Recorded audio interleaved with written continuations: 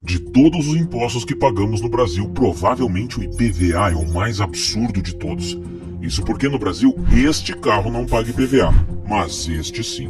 No país em que carros menos poluentes pagam mais imposto que carros mais poluentes, não deveria ser estranho você comprar um carro e pagar um aluguel por ele para o governo todo ano? Listado nas primeiras posições entre os países com tributação mais alta do mundo, os impostos no Brasil estão longe de fazerem sentido. Sendo um dos impostos mais irritantes do Brasil, o Imposto sobre a Propriedade de Veículos Automotores, conhecido como IPVA, ao contrário da crença popular, não serve para a manutenção das rodovias brasileiras. Mas mesmo não se destinando exclusivamente a isso, o país em que um único imposto arrecada 33 bilhões de reais por ano não deveria ter estradas assim. Segundo a Confederação Nacional do Transporte, a deterioração das estradas brasileiras aumentou em 50% em 2022 em comparação com 2021, quando o preço do IPVA havia subido 22%. O imposto, que claramente não faz jus ao seu valor, possui uma lógica questionável, baseada no ano de fabricação do veículo. Esse imposto acaba por desincentivar o cidadão brasileiro a comprar um carro novo e movimentar a economia. Afinal, carro novo, imposto mais alto. Mas afinal, como surgiu o IPVA? Porque ele é o imposto mais absurdo de todos. E será que ele é justo?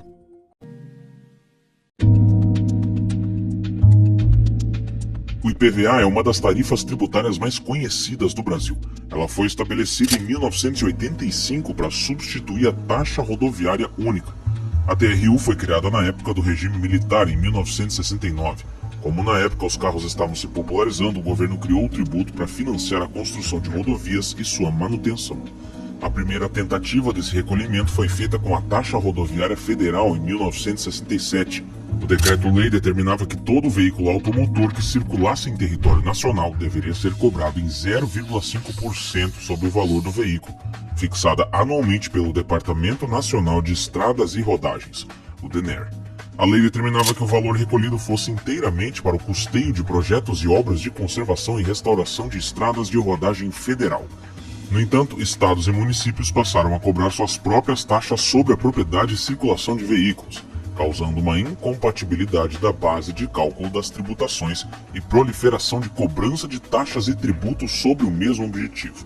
Então, em 1969, sob o Decreto-Lei 999, é instituída a cobrança de uma taxa única para todo o território nacional, e assim a criação do TRU, cobrada anualmente. Na época, a tarifa era responsabilidade do governo federal, fixada a partir de uma tabela divulgada pelo Ministério de Transportes, determinada a partir do peso, modelo e capacidade de transporte, e não podia passar de 2% do valor do automóvel. Do valor arrecadado, 40% era repassado para o DINER e os 60% restantes eram divididos entre os estados e municípios. Com a redemocratização em novembro de 85 foi aprovada a PEC que daria origem ao substituto da TRU, o IPVA, que seria implantado em São Paulo e logo no Rio de Janeiro, para em 1986 ser incorporado em todo o Brasil. Ao contrário do seu antecessor, o IPVA é um imposto estadual, ou seja, cada estado é responsável por determinar a alíquota cobrada pelo imposto. Ela é também cobrada anualmente ao proprietário de todo e qualquer veículo que exija emplacamento. O pagamento pode ser feito à vista ou parcelado. Quem não faz o pagamento anual do seu IPVA pode ter seu carro apreendido, já que sem o pagamento do imposto, o proprietário é proibido de fazer o licenciamento do carro.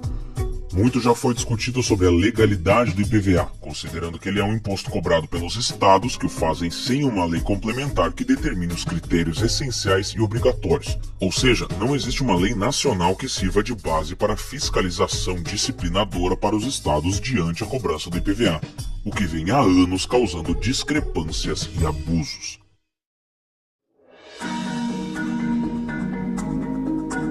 O valor arrecadado através do imposto costuma ser distribuído em 50% para o estado e 50% para o município onde ocorreu o emplacamento. Porém, em alguns estados, como São Paulo, por exemplo, 20% desse valor é destinado ao Fundeb, o Fundo de Manutenção e Desenvolvimento da Educação Básica.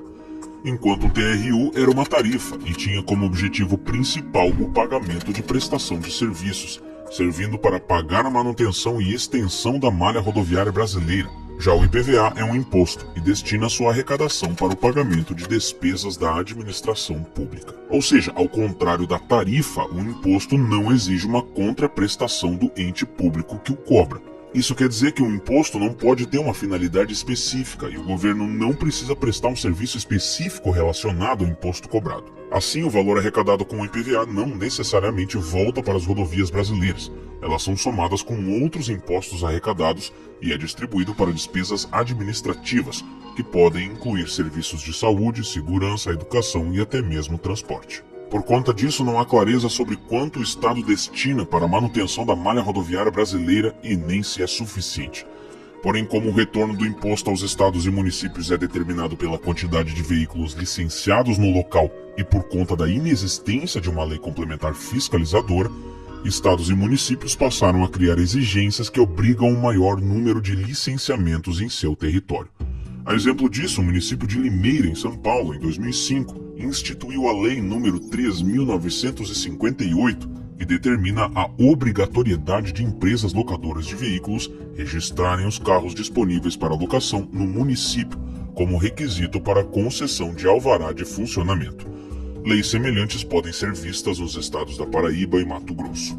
Outro caso que pode ser visto com certa regularidade é quando municípios e estados ignoram o local de registro do carro para cobrar o IPVA no local onde o veículo mais circula, mesmo que a lei determine que o automóvel seja registrado e o tributo seja recolhido em local onde o proprietário possui residência. Algo semelhante pode ser visto aplicado pelos motoristas, que buscando menor cobrança de IPVA, registram seu automóvel em estado diferente da sua residência em busca de alíquota reduzida. Só no ano de 2020 o Brasil arrecadou 33 bilhões de reais em IPVA, mas é impossível dizer se o brasileiro teve algo perto disso de retorno em infraestrutura nas estradas, já que as condições das rodovias brasileiras decaem cada dia mais. Ao mesmo tempo, concessões de estradas ganham força no país e o brasileiro é obrigado a pagar ainda o pedágio para ter um mínimo de decência nas estradas, resultando em uma burocracia ilógica e injusta ao bolso dos motoristas brasileiros. O IPVA é um imposto sobre o valor do bem obtido, especificamente um automóvel. No entanto, o valor do bem obtido já é superfaturado por outros impostos.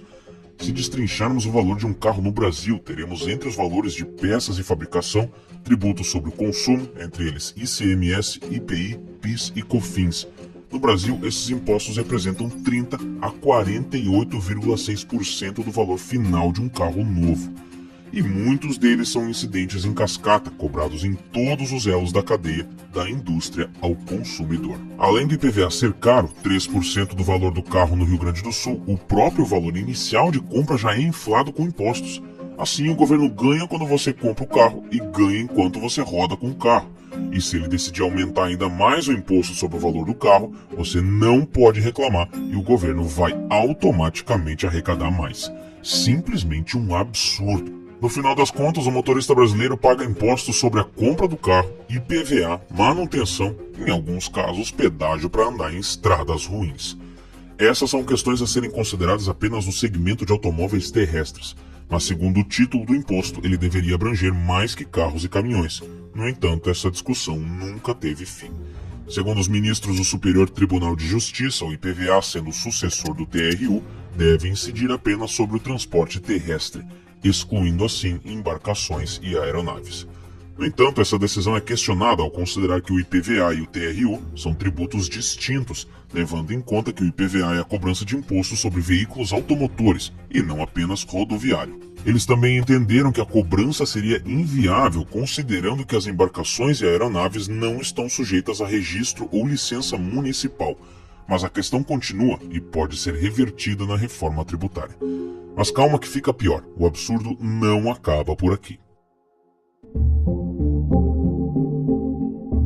No Brasil, o valor cobrado pelo IPVA depende de cada estado e do veículo, mas o valor calculado segue a mesma lógica.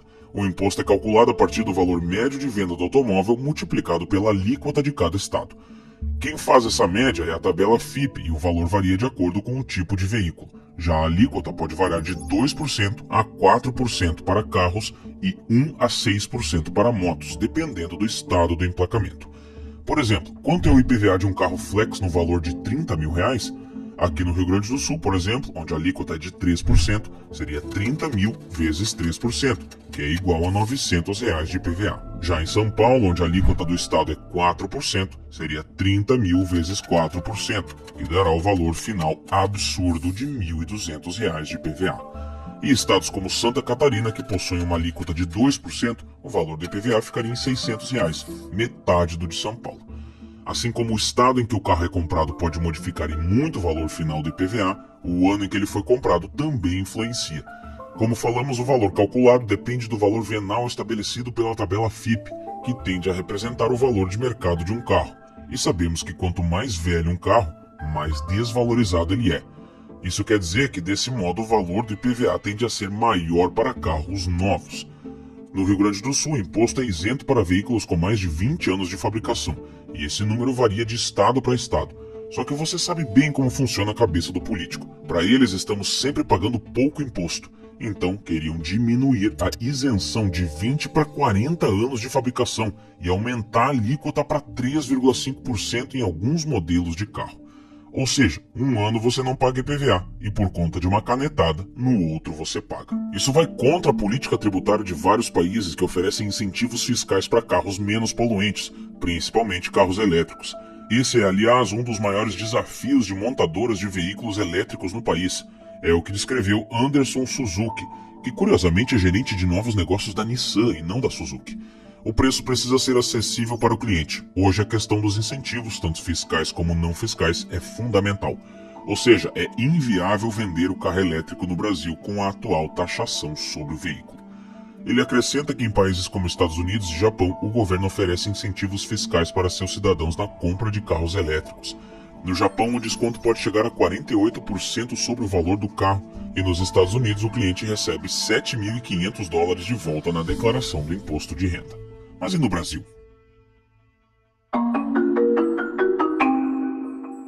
Com tantas tarifas que influenciam e muito o valor do carro 0 km, o governo brasileiro em 2023 se viu obrigado a oferecer incentivos fiscais para movimentar o mercado automotivo do país, em queda há vários anos. Em julho de 2023 foi liberado R$ 500 milhões de crédito tributário que deveriam incentivar a compra de carros novos e poderia durar por 4 meses.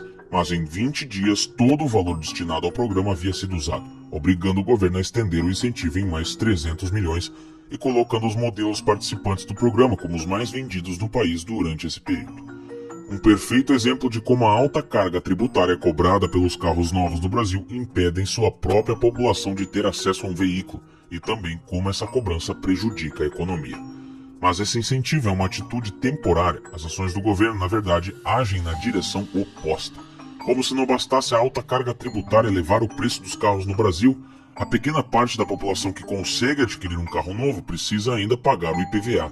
No entanto, se você possui um modelo de carro com mais de 20 anos no Rio Grande do Sul, você está isento de pagar o imposto.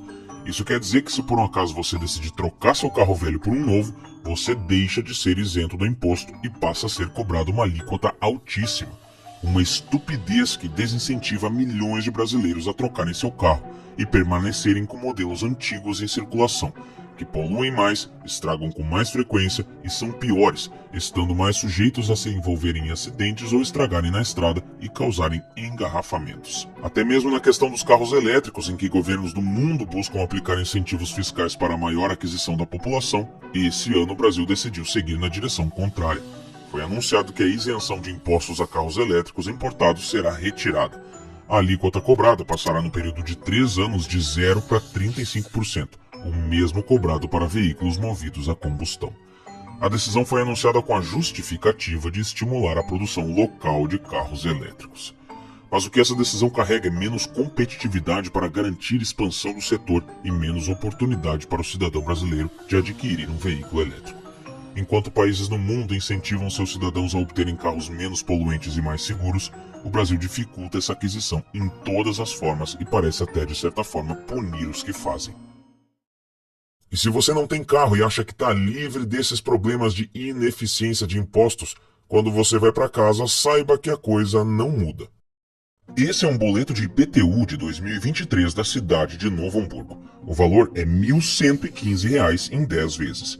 E esse é o valor de 2024, R$ 1.446, um aumento de 30%.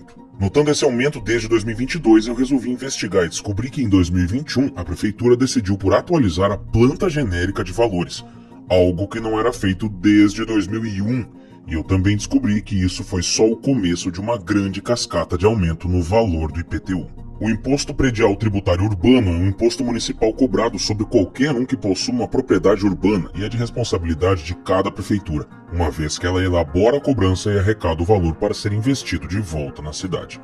Uma estratégia que vai contra a maioria de outros países que, ao contrário do Brasil, concentram esse imposto nas mãos do governo federal ou estadual.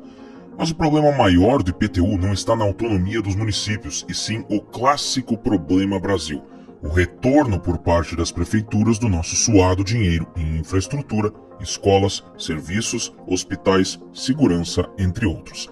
No Brasil é assim: você paga pelo resto da vida por algo que já é seu, para um governo que não reverte esse valor como deveria. Então a pergunta que fica é: como surgiu o IPTU, como ele funciona, e será que ele é justo?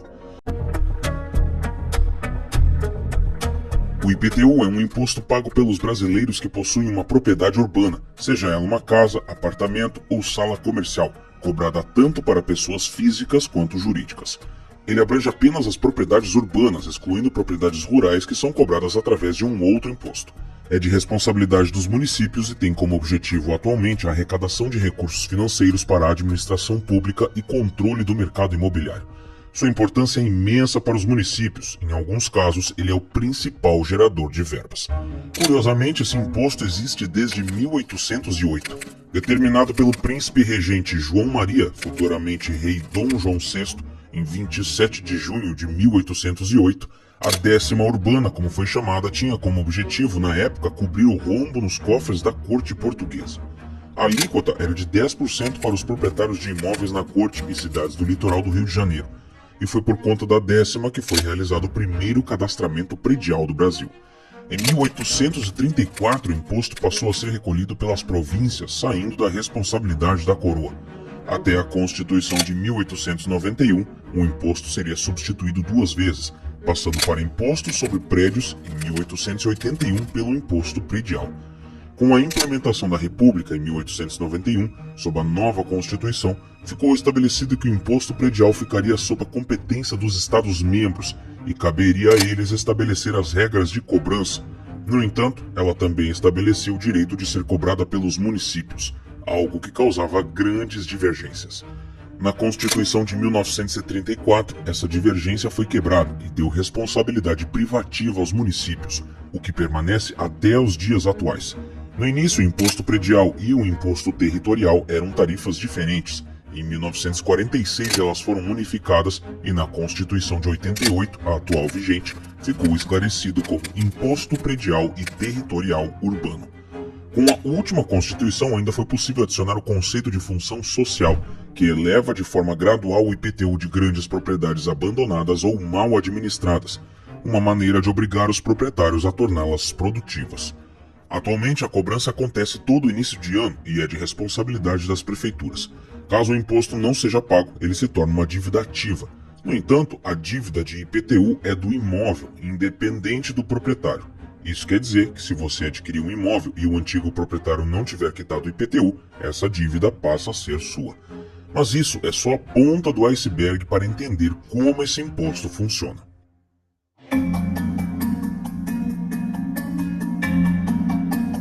O IPTU é um imposto municipal de território urbano. Isso significa que ele é um imposto cobrado apenas sobre propriedades em território urbano. Propriedades em territórios rurais, como chácaras e fazendas, são excluídas e cobradas em um imposto diferente chamado de ITR, sigla para Imposto Territorial Rural. Para determinar se uma propriedade paga IPTU ou ITR, o Código Tributário Nacional determina a avaliação de critérios da propriedade. Pagam IPTU propriedades em território urbano destinadas a moradia, comércio ou indústria que possuam ao menos 2 dessas características. São elas: rede de iluminação pública, com ou sem posteamento, para distribuição domiciliar, abastecimento de água, meio-fio ou calçamento com canalização de águas pluviais, sistema de esgoto sanitário, escola primária ou posto de saúde a, no máximo, 3 km. Já o ITR é cobrado sobre propriedades em território rural que realizam atividades agrícolas ou pecuárias, com fins lucrativos. No entanto, é preciso estar atento para certas divergências. Se uma fazenda ou chácara estiver localizada em perímetro urbano e tiver duas das características determinadas pelo Código Tributário Nacional, ela será cobrada através do IPTU. Contudo, se elas fazem exploração de atividades rurais como plantio, pecuária, cultivo e práticas agroindustriais, o proprietário pode decidir substituir o IPTU pelo ITR. Considerando que o ITR é mais barato que o IPTU, essa é uma estratégia financeiramente viável, porém pouco divulgada. Poucos produtores rurais exercem seu direito e pagam as altas taxas do IPTU sem precisar. O que acontece é que o ITR tem valor fixo, ou seja, mesmo para os grandes fazendeiros, aqueles responsáveis por produções milionárias, o valor cobrado é o mesmo. Então, depois que a prefeitura determina se sua casa está em área urbana ou rural, é hora de calcular o imposto. E é aí que a coisa fica interessante.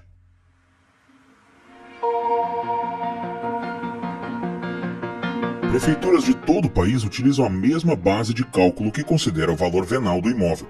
Isso significa que ele é cobrado sobre o valor de compra e venda do imóvel, determinado pelo órgão público. Para determinar esse valor é analisado o tamanho do terreno, o valor do metro quadrado da região, o tipo de terreno, a idade e condições do imóvel, entre outros. Por conta disso, esse valor pode sofrer reajustes anualmente, devido à valorização da região ou do imóvel ou por causa de mudanças na legislação da cidade. O valor venal, então, é determinado pela prefeitura e cada município também é responsável por determinar a alíquota sobre o imóvel, o valor percentual que determina o IPTU. Em São Paulo, por exemplo, a alíquota determinada varia de 1% a 1,5%. Nesse caso, se um imóvel for utilizado exclusivamente como moradia, ela será cobrada em 1%. Então, se seu valor venal for de R$120 mil, o seu IPTU será de R$1.200.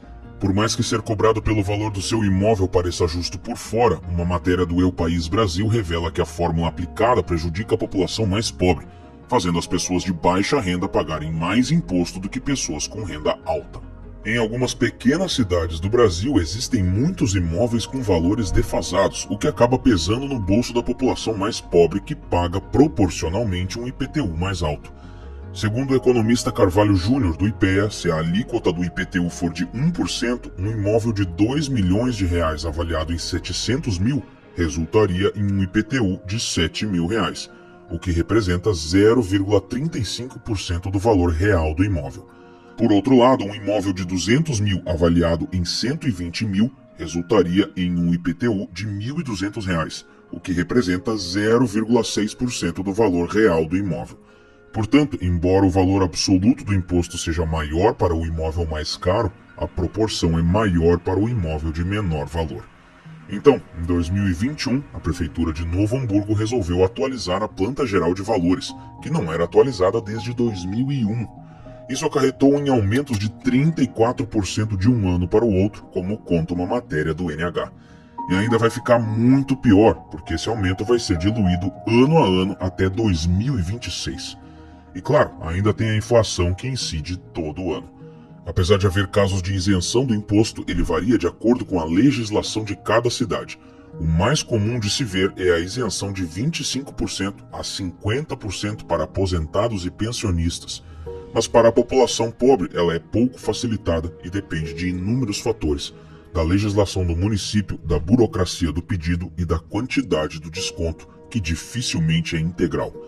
Mas não é de se estranhar essa dificuldade para a isenção desse imposto, que se destina para o financiamento de municípios e se trata, no caso de alguns, de sua maior renda.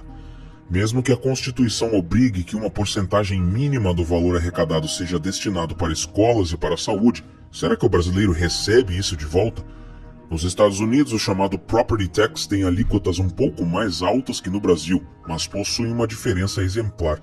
Lá o contribuinte pode visualizar exatamente onde o seu imposto será destinado, já que ele vem discriminado na conta. Se analisarmos mais a fundo, na grande maioria dos casos, em todo o mundo, a cobrança do imposto sobre a propriedade segue uma base de cálculo similar. O que muda de fato é o modelo regulatório. Alguns exemplos pelo mundo mostram que, embora a norma seja a tributação municipal, existem variações e exceções em algumas regiões da Suíça, Estados Unidos, Canadá e Austrália. Então, será que o modelo brasileiro de deixar a cobrança para as prefeituras é o ideal?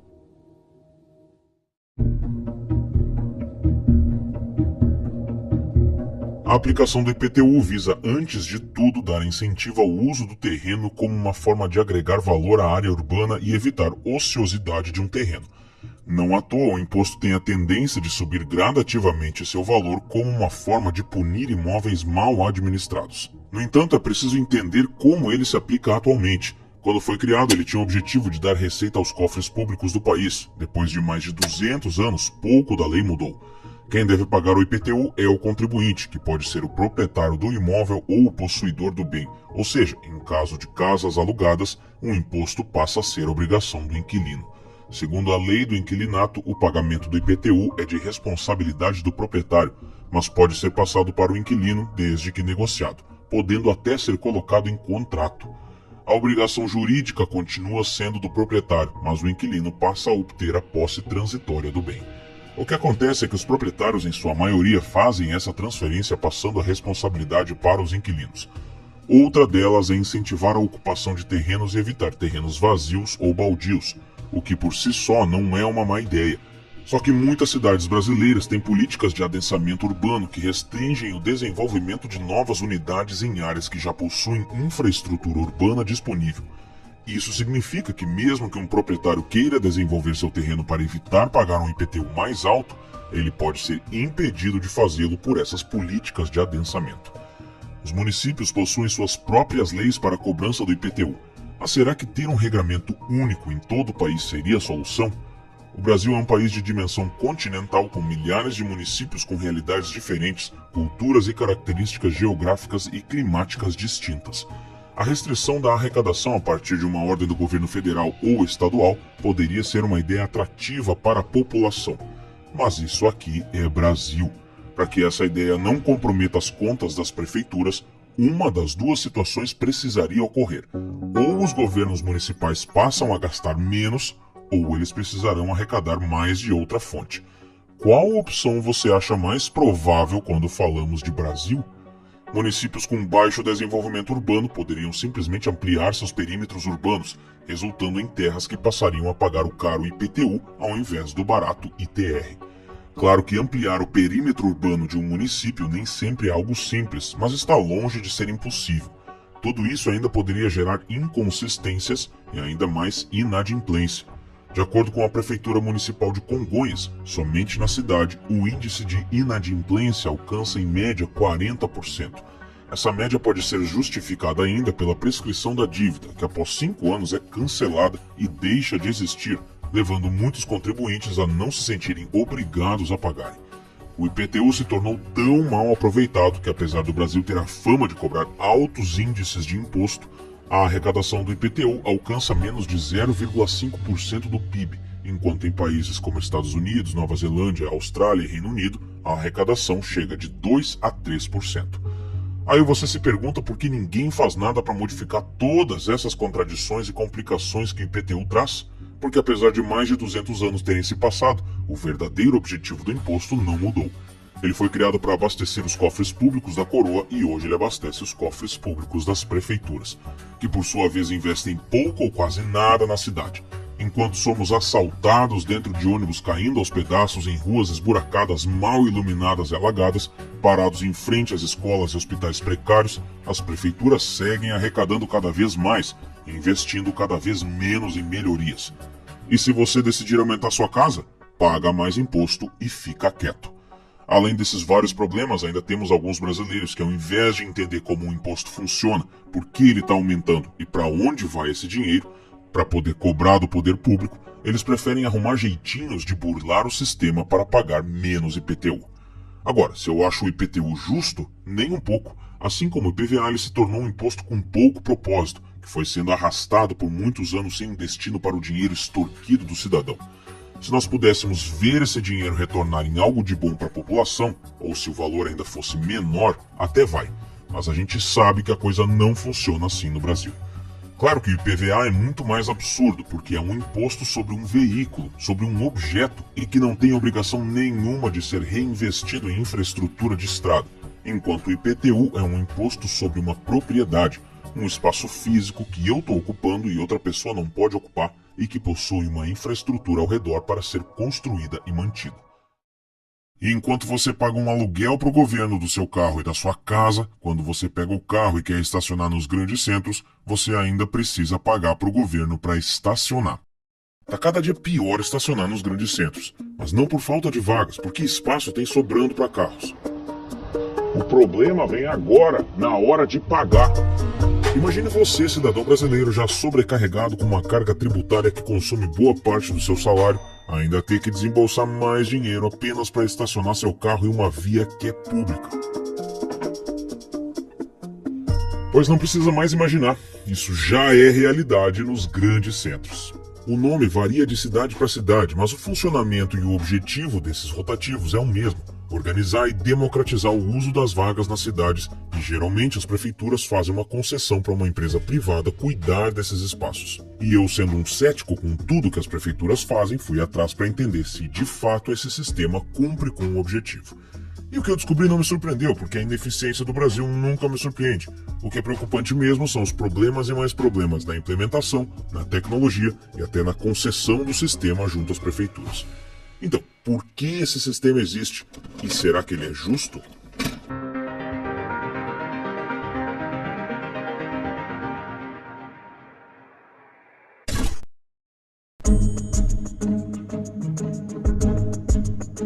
Atualmente, os grandes centros urbanos enfrentam diversos problemas relativos ao trânsito, e um desses problemas é estacionar.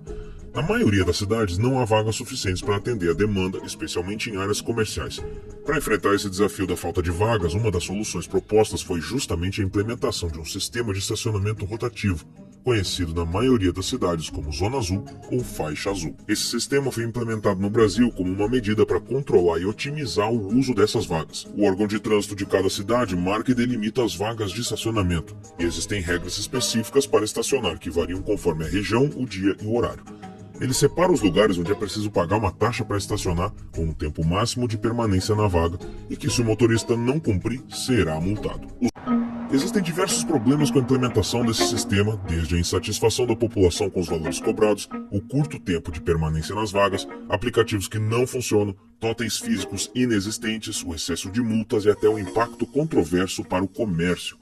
Dentre os motivos listados pelas prefeituras para justificar a implementação desse sistema estão a escassez de vagas nas regiões centrais da cidade e a necessidade de rotatividade dessas vagas. Além disso, Zona Azul é uma tentativa de diminuir o uso excessivo de carros e um estímulo à utilização do transporte público, impactando até no uso do transporte por aplicativo. Dá para dizer também que ele funciona como mais uma forma de aumentar a arrecadação, sob a justificativa de que com ele é possível fazer investimentos na cidade para o benefício da população. Segundo o jornal O Povo Mais, a Prefeitura de Fortaleza, de janeiro a outubro de 2022, arrecadou em média 240 mil com serviço por mês, totalizando cerca de 2,4 milhões. O valor teria sido aplicado em ações de mobilidade urbana. O primeiro grande centro urbano do Brasil a adotar a política de estacionamento rotativo foi São Paulo em 1974. Desde então, essa forma de administrar as vagas se espalhou pelo país e passou por diversas modificações até chegar no modelo atual, que conta atualmente também com um sistema digitalizado para pagamento via aplicativo. O site Zoom Plus, da maior rede de estacionamentos privados do país, descreve como ele funciona. Para utilizar o serviço de estacionamento rotativo, você deve pagar pelo uso da vaga. Você pode fazer isso utilizando um aplicativo oficial da Zona Azul em cidades onde o sistema já está digitalizado ou através de um talão de papel onde o cartão rotativo ainda é físico.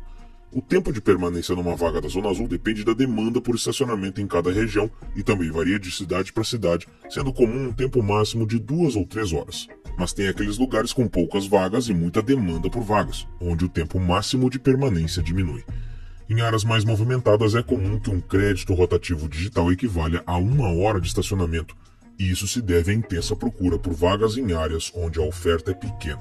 Por esse motivo, é necessária uma maior rotatividade. A fiscalização do uso correto das vagas é feita usando as informações das placas dos veículos. No modelo digital, o agente de trânsito utiliza um aplicativo próprio para fiscalizar os veículos estacionados. Nesse aplicativo do Departamento de Trânsito Municipal, o agente digita a placa do carro e consegue consultar se o veículo está ou não com crédito digital de estacionamento ativado. Se o motorista estaciona numa vaga de zona azul sem ativar o crédito digital, sem comprar o talão do rotativo, ou então se ele extrapola o tempo máximo de permanência, ele provavelmente será multado. Eu digo provavelmente porque ainda são os agentes humanos que fazem o trabalho de multar. E quando se trata de um ser humano, existe ineficiência, má vontade. Em alguns municípios circulam veículos equipados com câmeras e GPS fiscalizando as áreas do Zona Azul. Esses veículos, conhecidos como carros dedo duro, capturam as imagens das placas e a localização dos automóveis estacionados de forma irregular. Eles enviam essas informações para um sistema e, com base nelas, o agente de trânsito faz a autuação presencialmente. Mas claro que eles vão dar um jeito de automatizar as multas também, e o carro dedo duro vai passar a te multar. Para multar, as prefeituras são os órgãos mais eficientes do mundo. Funcionam que é uma beleza. Ou seja, se antes eu contava com a ineficiência de um agente de trânsito humano para não levar multa, agora eu não vou ter escapatória. Para explicar sobre a multa, eu vou pegar como exemplo o caso de São Paulo. Quando o motorista utiliza a vaga classificada na Zona Azul, estaciona sem o talão ou o crédito digital, ou deixa o veículo na vaga por mais tempo que o contratado, ele terá cometido uma infração considerada grave, resultando em 5 pontos na carteira de habilitação, multa de R$ 195,23, e em alguns casos, apreensão do veículo. Já em cidades como Cuiabá e Porto Alegre, existia uma espécie de abordagem educativa antes de aplicar multas de trânsito. Os motoristas têm a chance de pagar uma tarifa de regularização, que é de R$ 30 em Cuiabá e R$ 35 em Porto Alegre, para evitarem multas. Se não pagarem, as multas de R$ 195,23 e demais punições são aplicadas. Assim como os flanelinhas que se aproveitam da falta de vagas para explorar os motoristas, os agentes de trânsito da Zona Azul parecem agir de forma predatória, aplicando multas e punindo aqueles que não conseguem seguir as normas desse sistema insignificante e ineficiente. De qualquer forma, você tem que pagar para estacionar seu carro na via pública, seja para o flanelinha ou para a prefeitura. Afinal, qual a diferença entre um flanelinha que cobra um valor para vigiar o teu carro e um agente da prefeitura que te multa por você não ter pagado a taxa do rotativo? Ou simplesmente por ter extrapolado o tempo máximo de permanência? Os dois parecem estar mais interessados em encher os bolsos do que realmente solucionar qualquer problema de mobilidade urbana ou cuidar do meu carro. E o pior é que, enquanto os flanelinhas são vistos como aproveitadores, os agentes são autorizados para atuar como forma de flanelinhas legalizados, que utilizam a autoridade da lei para extrair ainda mais o nosso dinheiro. Diante de todas essas questões, fica a dúvida: existem pontos positivos com a implementação do Zona Azul?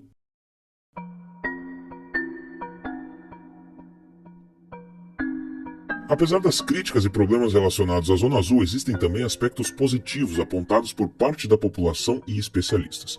Alguns deles incluem a maior rotatividade dos veículos nas vagas, evitando que fiquem parados por longos períodos, melhor organização do trânsito, já que o rotativo ajuda a ordenar o estacionamento em áreas comerciais e centrais, incentiva a utilização do transporte público e maior arrecadação para as prefeituras, que podem reverter esses recursos em melhorias para a população. Ele também pode gerar um impacto positivo no comércio, porque incentiva a alternância de veículos nas vagas disponíveis, permitindo que mais pessoas acessem os estabelecimentos comerciais estacionando bem perto do local. Mas, de acordo com Anderson Lopes, gerente comercial de uma loja de produtos eletrônicos para a Folha BV, ainda existem dificuldades. O estacionamento precisa ser para os nossos clientes, pois vejo muitos lojistas que estacionam nas vagas que poderiam ser de pessoas que querem comprar. Já teve clientes que me ligaram perguntando se há certos produtos da loja daqui em outros lugares, pois a busca por vagas é cansativa. Cada cidade pode fazer essa escolha do jeito que quiser. Eles levam em conta coisas como onde fica o lugar, quantas pessoas querem estacionar ali, quanto custa para criar e manter o sistema, e também comparam com outras cidades para ver se os preços estão justos. Assim, é possível perceber que, apesar das diversas críticas, existem também aspectos positivos em relação à implementação da Zona Azul, especialmente no que diz respeito à organização, fluidez do trânsito e otimização das vagas. No entanto, é preciso avaliar se esses benefícios estão sendo colocados em prática ou ficam só no discurso.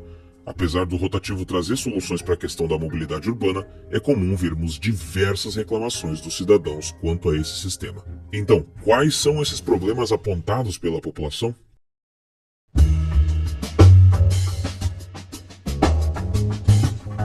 Mesmo com todas as justificativas apresentadas pelas prefeituras para a implementação do rotativo, a realidade enfrentada pelos usuários é bem diferente do que foi prometido. As reclamações e dificuldades são inúmeras.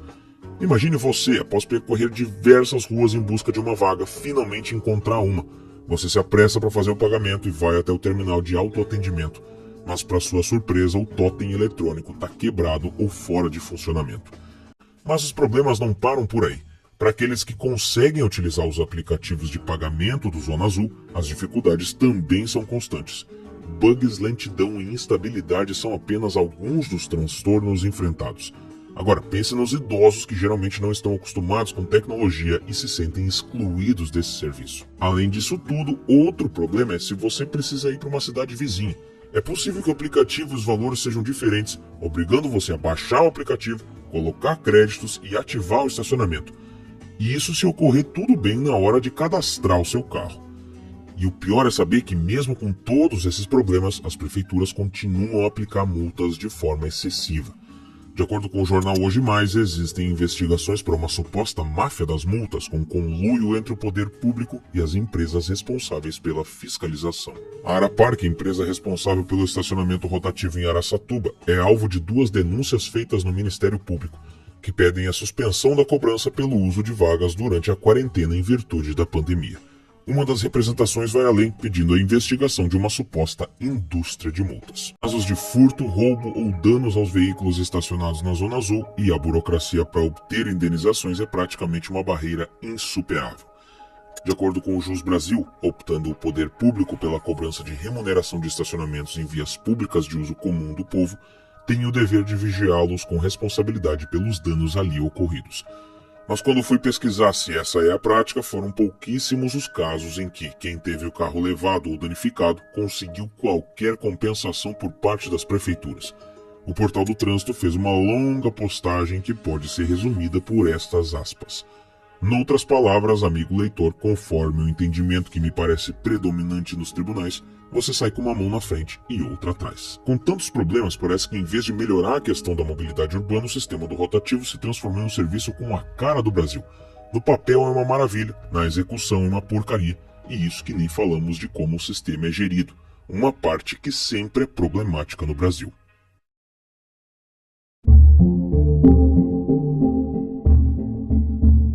Em muitas cidades do Brasil, o sistema de estacionamento rotativo é gerido por entidades privadas e não diretamente pela administração pública. Essa prática ocorre em forma de concessão. A terceirização do serviço é justificada pelas prefeituras como uma forma de desonerar a gestão municipal e aproveitar a suposta expertise e eficiência do setor privado. Essa prática tem amparo legal na Constituição e na Lei de Concessão e Permissão de Prestação de Serviços Públicos. Mas será que essa concessão a empresas terceirizadas realmente é benéfica para o cidadão? O estudo A Cidade Estacionada, de João Melhado, fala muito bem sobre o assunto. Ele apresenta críticas a esse modelo de concessão na cidade de São Paulo. A principal crítica do estudo é que a concessão do sistema Zona Azul para a empresa Estapar por 1,3 bilhão é inadequada. Se a gestão pública tivesse continuado a administrar o serviço com ajustes nos preços, a cidade poderia arrecadar mais de 3 bilhões de reais no mesmo período. Um dos grandes problemas é o preço único para todas as vagas, independentemente da localização e demanda. Os preços deveriam ser variáveis e ajustados de acordo com a demanda e a localização. Isso permitiria uma utilização mais racional e eficiente das vagas de estacionamento. Só que o estudo não foca somente na Zona Azul, mas também na utilização do meio-fio. Essa área pública ocupada por vagas de estacionamento poderia ser utilizada para outras finalidades coletivas, como calçadas melhores, faixas exclusivas de ônibus e bicicletas, áreas de convivência urbana, entre outros. Além do que, a concessão limita as políticas de mobilidade urbana por 15 anos, restringindo a capacidade da prefeitura de implementar mudanças necessárias para melhorar o transporte coletivo e reduzir o uso de carros. E a gestão automatizada da fiscalização traz preocupações sobre a privacidade dos cidadãos. O contrato com a Estapar permite o uso de dados dos usuários e a falta de clareza sobre como esses dados são gerenciados e protegidos. E o pior é que esses custos com as empresas concessionárias acabam onerando demais o sistema, reduzindo drasticamente os recursos que deveriam ser investidos em melhorias para a mobilidade urbana. Claro que confiar todo esse sistema somente à prefeitura também vem com seus problemas de sempre. Então parece que nunca temos solução mesmo. Será que no fim das contas a Zona Azul não passou de um grande negócio disfarçado de solução para os problemas de trânsito? Mas não é só o governo que fica te enganando e te passando para trás. Tem toda uma indústria alimentícia que está determinada a fazer isso com você.